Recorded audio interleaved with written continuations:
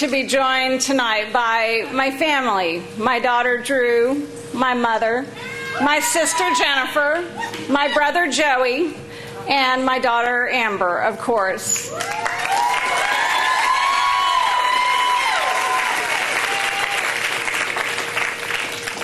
And with us in spirit, my father, who instilled in me the kind of fight that I have to be where I am today.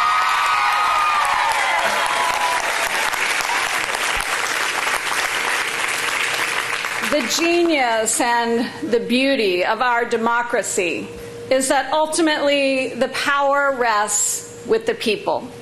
Even when the results don't go the way we want them to, we celebrate the fact that we live in a country in which the people get to decide their elected leaders. And tonight, the people of Texas have spoken.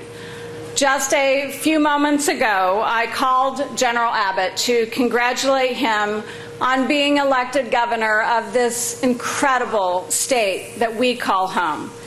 And I wished him the very best, because it is in every Texan's interest that he have a productive 4 years as our next governor. Throughout his campaign, General Abbott has reminded us of how strong he is, how determined he is, and while he and I disagree on many issues, I know that he loves Texas. Tonight, I know that you are disappointed. And being disappointed is okay, but being discouraged is not. Because what we have before us is an opportunity to remake this state in your image and to prove to the world what we've always known, that this was never about Wendy Davis or Greg Abbott. This has always been and forever will be about each and every one of you. We love you, Wendy. I love you too.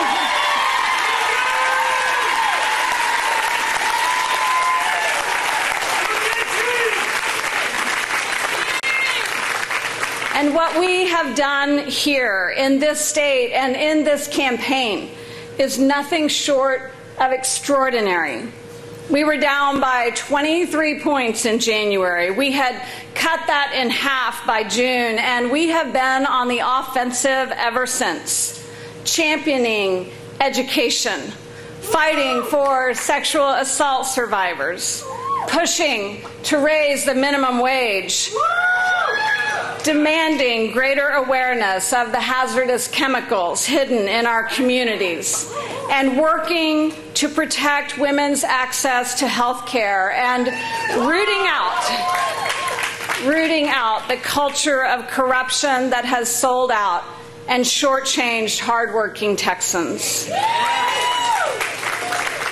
We won day by day because this wasn't just a campaign to win the governor's seat. This was a fight to make sure that that seat belongs to you, that your voice is there, that justice and equality are there, that your voices and the forces of justice and equality well up from that office and create opportunity and advancement for every single person in this state who's courageous enough to believe in it and work for it and fight for it, as you all have done so beautifully during this campaign. Yes, ma'am. We won.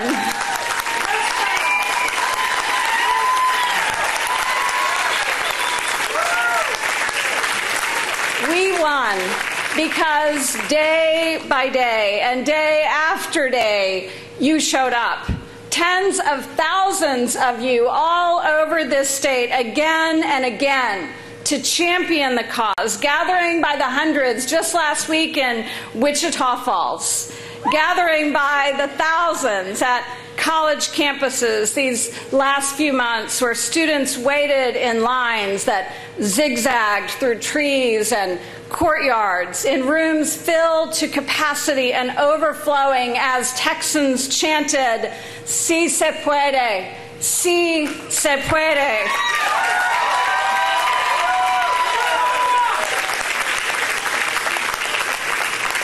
voices that had been held down and pent up for decades all through this state cried out and demanded to be heard in the most incredible exercise in democracy and determination and just plain old raw fight that this state has seen in decades.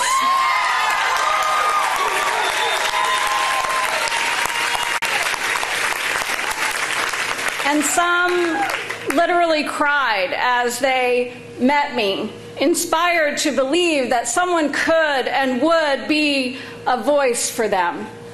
We won day by day because you never backed down. And please, please know this. Your work is not in vain. And the only way that we will have lost tonight is if we stop fighting.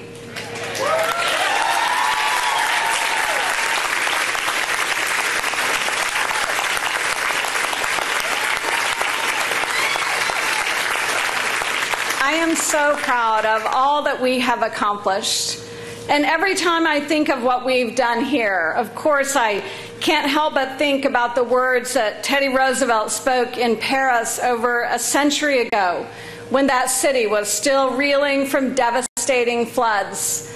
It's a quotation from him that I had on a bulletin board in my house the entire time that my girls were growing up. And it has been a saying that has inspired me to do so many of the things that I have been able to do and that I know you've been inspired to do. The quote reads as follows: "It is not the critic who counts, not the man who points out how the strong man stumbles or where the doer of deeds could have done them better. The credit belongs to the man who is actually in the arena, whose face is marred by dust and sweat and blood, who strives valiantly, who errs, who comes short again and again, because there is no effort without error and shortcoming." My friends, the credit for that kind of fight, the fight that we have been valiantly fighting, belongs to you. You are the ones who have been in the arena day after day. And you'd been fighting quiet battles before any of you ever even knew my name. Maria in Mission, Texas. I loved her.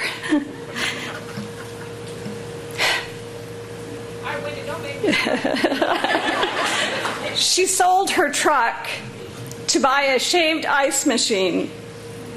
And she opened this wonderful little Raspa stand in a gas station where antique dolls and Wendy for Governor signs adorn the countertops and the windows.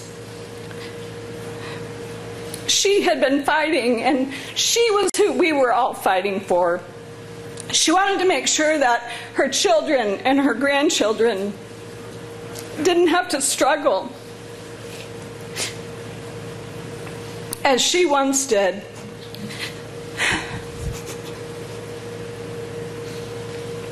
I will never forget the first time that I met Maria. I was so inspired by her.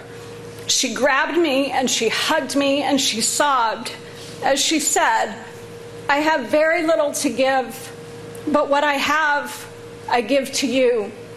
And in this race, she did that. Every single day, she came to our phone bank and she called and she took turns. She spoke only Spanish. She took turns with an English-speaking phone banker, and they traded phones when they weren't speaking the right language to whomever they called. I think of Katie, who is a breast cancer survivor who became a field organizer for us in Houston, who'd been fighting for access to health care because, as she put it, the only reason that she is still alive today is because another breast cancer survivor gave up her own doctor's appointment so that Katie could get treated.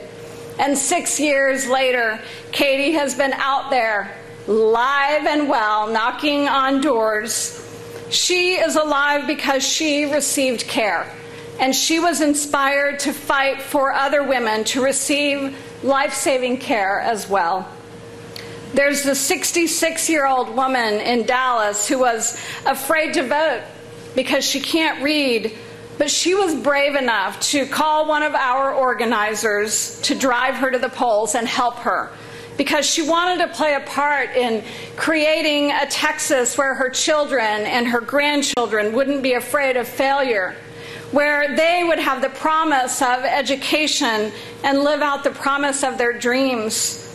It's her, and it's you, and it's young women and single mothers and dedicated fathers and teachers and workers across this state who have inspired me. You have lifted me up. You carried me on your shoulders every single day. In every corner of this state that I visited, you inspired me.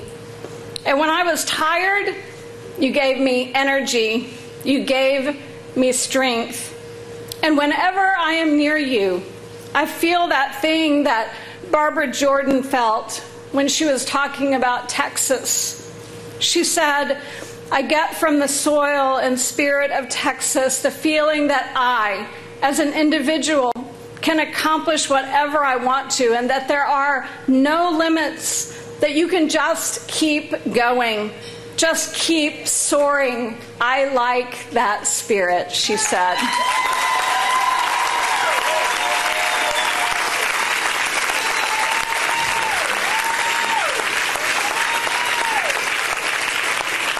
And I like that spirit too. It is our spirit, and it is that spirit that will keep us soaring. My friends, we can make of this state what we will, but it will not be easy. Nothing about it will be simple. Fighting for what you believe never is. But don't ever forget that you are the ones who control the change, and that if we believe hard enough and work hard enough and push long enough, we will win this battle. We will.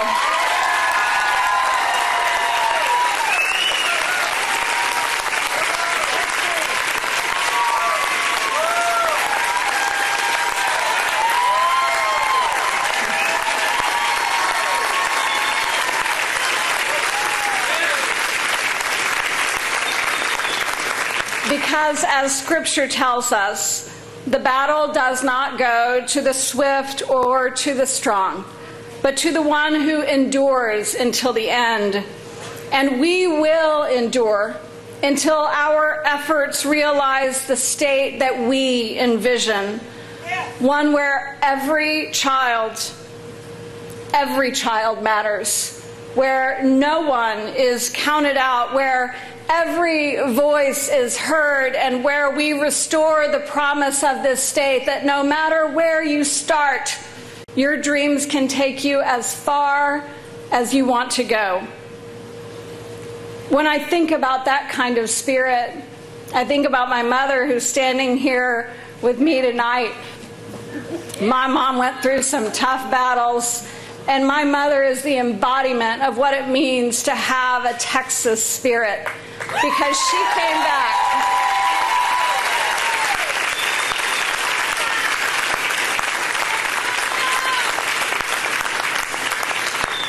She wanted nothing more than for her children to have a better life than she had, to have an education beyond the 9th grade education that she had, to live happier lives, more successful ones than she had been able to live. And you know what? She raised a daughter who ran for governor.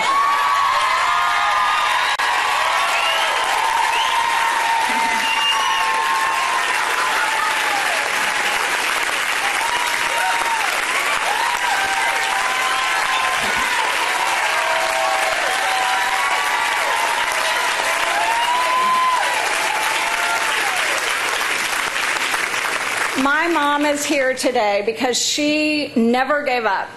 And I am here today because you didn't give up. And I want to encourage you You've got to stay in the fight and know that the true test of justice and fairness and freedom lies somewhere within our hearts. And whether or not we succeed or fail will have everything to do with our belief and our will and the power of our voices, and nothing to do with our opponent. To my running mate and my sister, Leticia Van Depute, I thank her. I thank her for fighting for the people of Texas each and every day. Her courage and her passion are an inspiration to me now and always.